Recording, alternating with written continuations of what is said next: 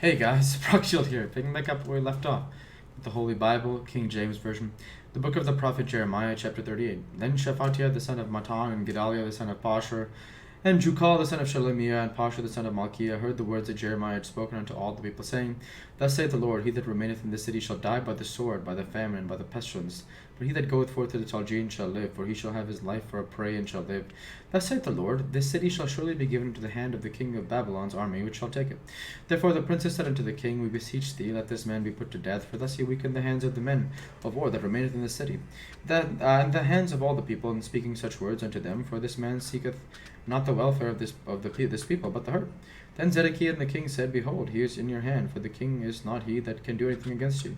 Then took Jeremiah and cast him into the dungeon of Malchiah, the son of Hammurlech, that was in the court of the prison, for they let down Jeremiah with cords.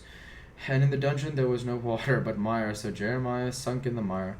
Now when Ebed-Elmech the Ethiopian, of one of the eunuchs which was in the king's house, heard that they put Jeremiah in the dungeon, the king's then sitting at the gate of Benjamin, Ebed-Melech went forth out of the king's house, and spake to the king, saying, My lord the king, these men have done evil, and all that they have done to Jeremiah the prophet, whom they have cast into the dungeon, and he is like to die for hunger in the place where he is, for there is no more bread in the city.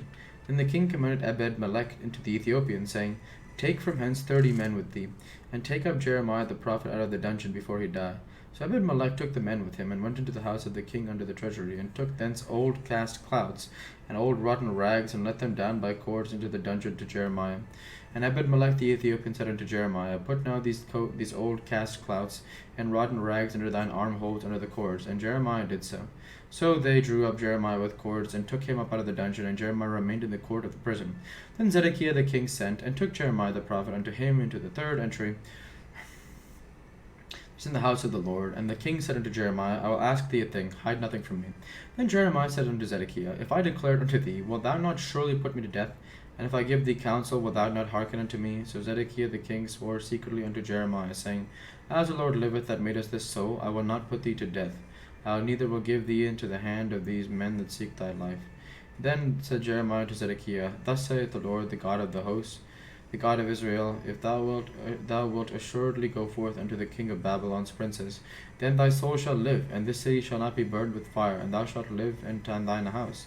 But if thou wilt not go forth to the king of Babylon's princes, then shall this city be given into the hand of the Chaldeans, and they shall burn it with fire, and thou shalt escape not out of their hand. And Zedekiah the king said unto Jeremiah, I am afraid of the Jews that are fallen to the Chaldeans, lest they deliver me into their hand, and they mock me. But Jeremiah said, They shall not deliver thee. Obey, I beseech thee, the voice of the Lord which I speak unto thee, so it shall be well unto thee, and thy soul shall live.